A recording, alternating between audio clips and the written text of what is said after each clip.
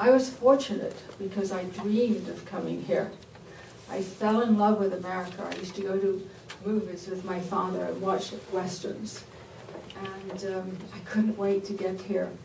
So many of you in this room were born here. You were born rich. You have a great history. I think too many of you have forgotten what it's all about. And so I present to you, I have Chief Arlo Looking Horse.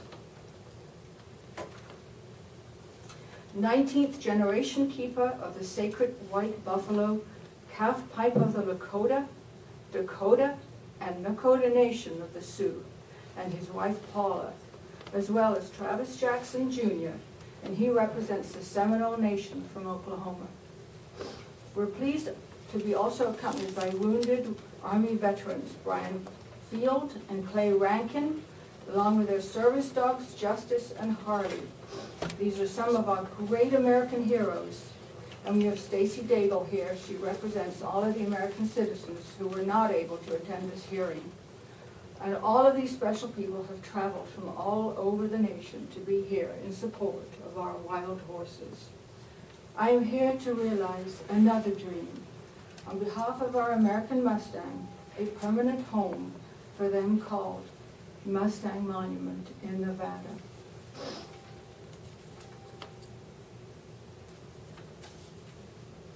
Wild horses and burros are unfortunately a frustration and management dilemma for the Bureau of Land Management. These wild animals were designated by Congress as living American historical symbols by the Wild Horse and Burro Act, PL 92-195. How have these national living symbols of American history been devalued as less deserving than a national historic stone monument? Why are these wild animals a frustration and dilemma to the Bureau of Land Management? It's because the multiple use culture of the agency encourages commercial and political interest to prevail over the interest of wild horses and burros on public lands. I am sure that if our national historic monuments or parks were managed by Bureau of Land Management, these public properties too would be subject to short-term commercial and political interest. Through the creation of Mustang Monument, a historic living museum, thousands of wild horses and burros could be managed by the Department of Interior with an emphasis on protection for and public interaction with these magnificent living symbols of American history. Surely this approach is in keeping with the spirit and intent of Congress. A living versus stone historic monument is a difficult concept for management, but both are equally important to sanctify and preserve our American history and culture for future generations of American people. A living monument is the missing key to the proper management of horses and burros removed from HMA areas, horse management areas, which honors the intent and spirit of Congress as ordered in PL 92-195. Over the course of the past 3 years, I have had numerous conversations and meetings with Bureau of Land Management personnel in Washington and Nevada. They all agree the demand for adopting wild horses and burros is inadequate to keep up with animals gathered annually. Fertility control has its place, but it is not slowing the need to gather thousands of animals annually. The cost of confining gathered horses in feedlots is out of control. The living conditions inhumane, and the agency needs millions of dollars more each year to feed the growing herds of wild animals in captivity. And the agency needs new authority to implement a new solution. So the existing wild horse and burro program is not sustainable. Every year the program costs the taxpayers millions of dollars more. Every year the agency gathers thousands of horses which are non-adoptable, and every GAO report on the wild horse and burro program states the same conclusion. The program needs to be fixed. We have broken out the current cost of the BLM program with the significant cost savings with my sanctuary proposal. And I believe you all have that there. With my proposal, the government stands to save $607 million. It's amazing. You know, when you gather these horses off the range, and many of them are mares, they're in foal. Those babies are born in captivity. When they're born in captivity, you feed them every day, hay and water. They live another 10 to 20 years. You know, people forget that. When they live on the range, they have a shorter life. But that's nature, that's how it's supposed to be. So not only have you gathered them, but you've now guaranteed yourself another 10 to 15 years of looking after them. You've got to do something about it. I have a chart here that you all have that you can take and see. Quite candidly, the leadership within the Department of Interior and Bureau of Land Management feel their hands are tied. Tied by the language within the Taylor Grazing Act and Wild Horse and Burro Act. And these fine men and women are waiting for you to provide new direction and authority so they can create these public-private partnerships. Employees within the Bureau of Land Management cannot lobby Congress for this new authority, but they sure would like your approval to relax the Taylor Grazing Act and the Wild Horse and Burro Act and create a new opportunity to combine large tracts of public lands administered by the Bureau of Land Management with private lands as new homes for the wild horses and burros. I've discussed this plan with the BLM, and they agree with the concept. Both Secretary Salazar and Director Bob Abbey have been involved working out the details to ensure the plan is ecologically sound, economically feasible, and socially attainable. Without fail, every Western movie I saw as a child always had the same ending. The cowboy would rush in and save the day. It's now in your hands to be the right cowboy and turn this program around. By unanimous decision in 1971, Congress made it clear that the wild horse is an American icon, and we call it the American Mustang. We have with us, and I have right here, 72,000 emails and letters from the public stating how horrified they are with what the BLM is doing and asking for a moratorium on the roundups immediately. This volume of letters is exponentially high and needs to be justly delivered to the BLM by way of your ruling. The American public is counting on this Appropriations Committee to take action today and give our Mustangs back their right to live on the range. Please remember my website, everybody here, SavingAmericasMustangs.org. Join us. We have a huge army of support now, and I'm delighted to be here today. I know I'm talking to the right cowboy. Thank you for being here, Madeleine. We sat in the office and talked about this. There are, as you mentioned, challenges in doing it. Taylor Grazing Act would need to be changed, a few things like that, which this committee can't do, but the Resources Committee is the one that does that kind of stuff. But it is, you point out a true problem that's got to be solved. We can't solve it. We all care about the horse. Unfortunately, it got degraded to nothing.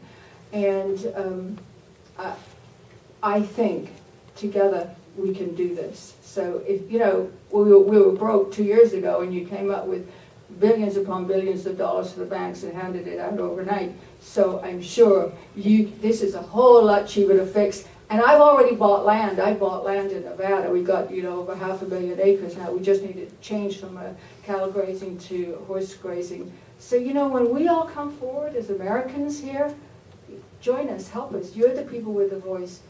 You can be our John Wayne. Jim? Well, thank you, Cowboy Simpson. It's okay. As you know, I'd love to see your planned work, Ms. Pickens. I appreciate your tenacity and your dedication to the American Mustang, and we'll see what we can do. Mr. Moran? Yes, sir. Would you honor me to say a few words, please? Mr. Simpson is the chair. Mr. Simpson? May I? Briefly, yes. Okay. My name is Travis Jackson, Jr. 151 years ago, our people were moved from the East Coast to now what is Oklahoma. It's a shame that God's creatures, your Bible, doesn't say anything about, you know, a difference between man. It's just God's creatures. We all have the right to live. We all have the right to survive. 151 years ago, someone else wanted our land and they moved it away from us. We now live in Oklahoma. But our heart is still, we believe in you. We believe in your God. Show us that we're right. Thank you, sir. Thank you very much. Cynthia, did you have? You know, I do, and Mrs. Pickens, I know that this is your raison d'etre, but I can tell you that a number of well-meaning concepts that have been implemented by your group is damaging the grass resource that is the very lifeblood of the Mustangs that you so desperately want to help. I come from a state that has a large number of these wild horses, Wyoming, and we are very reverent when it comes to the Pryor Mountain herd and other wild horse lands. But there's so many horses that they are destroying the grass resource. And when the grass resource is gone, it is gone not only for the horses, but for other species, mankind, elk, deer, buffalo, and other species that are integral to a vibrant ecosystem. These ecosystems are fragile. The topsoil is very thin. And these horses that are not native to this land, but were brought in and are feral to this land, when they are too numerous, tamp the soil down in a way that requires a change in the way the land is managed. And that's because the horse hoof is a solid hoof. The buffalo, elk, deer hoof is a split hoof. So when you have the native grazers of those lands, which are the elk, deer, buffalo, they need the soil when they graze and walk. And horses tamp it down, so when it rains, when the horses are too numerous, when it rains, they are tamping the soil, and then the rain runs off.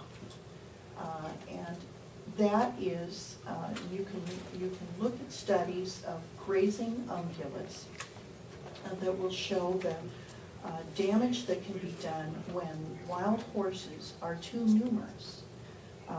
There are places in Wyoming where they are too numerous. So I appreciate your coming forward with solutions, as opposed to saying the horse is more sacred than other species, therefore we want to elevate them above all other species in terms of the management of species. But I would also argue that that it's important to address these issues realistically. And the Bureau of Land Management is a land management agency. And they are looking out for the best interests of the land, and because the land has to be protected in order to be a vibrant resource for all species, native and feral horses as well. So I would be happy to work with you, because I think some of the solutions that you have pushed thus far have been detrimental. But I also think that some of the ideas that you have going forward could be helpful. So although you and I disagree somewhat fundamentally on what should be the role of the wild horse in relation to other species, I think we can agree that the current status quo is unacceptable and that there needs to be some changes. And I hope that you would be willing to work with me I look forward to, actually, if you don't mind, I'll give you a call and I'll come back, because I'm not quite sure what you're referring to, what we don't agree with. So I'm delighted to have met you today, and I will call upon you if I may. Love to chat with you and go over the whole thing, because I'm very confident that there's always a solution to everything in life. I actually have a statement perpetuating the myth that wild horses are desecrating the public lands. 100 years ago, we had 2 million horses roaming the plains. Perhaps they could have desecrated the lands there. Today, we're left with probably 20 to 30,000 horses. There is no way, as I fly across this country every week and look below me, there's not enough of them out there to desecrate the land. Some states only have a few hundred. How could they be destroying the lands? In states like Nevada, where nearly half of the wild horses reside, allocate more than 10 to 1 acres for cows versus horses. So yeah, horses bear the brunt of the myth about overgrazing, and to continue to tell people that they are dying and starving when it's obvious that all gathers that nearly all of the horses are in good condition is another one of those overblown statements that doesn't pass the straight face test. You know, all this stuff about desecrating the land, I don't know where it came from. I have done so much research. It's just the saddest thing, and that's why I'd be willing to fly it out there with you, and let's spend some time together and get over all of these myths. Well, Because I appreciate that. You two get together and work this out if you would. Much, much more than the 5 minutes that was accommodated. Did you have a brief statement you wanted, something you want to say? Go ahead.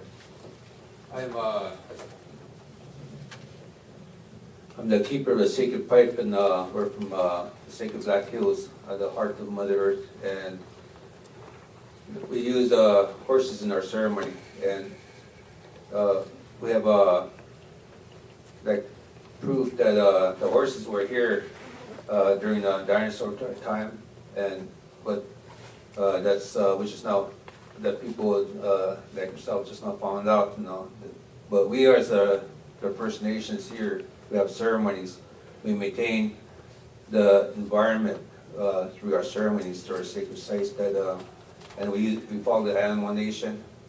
And right now, the white animals are showing their sacred color, which is white, and that's why we are coming forward to protect the horses, wild horses, all the horses, and because in our ceremonies, they're very sacred to our ceremonies, and that's why I come here, because we need the horses on this sacred land here.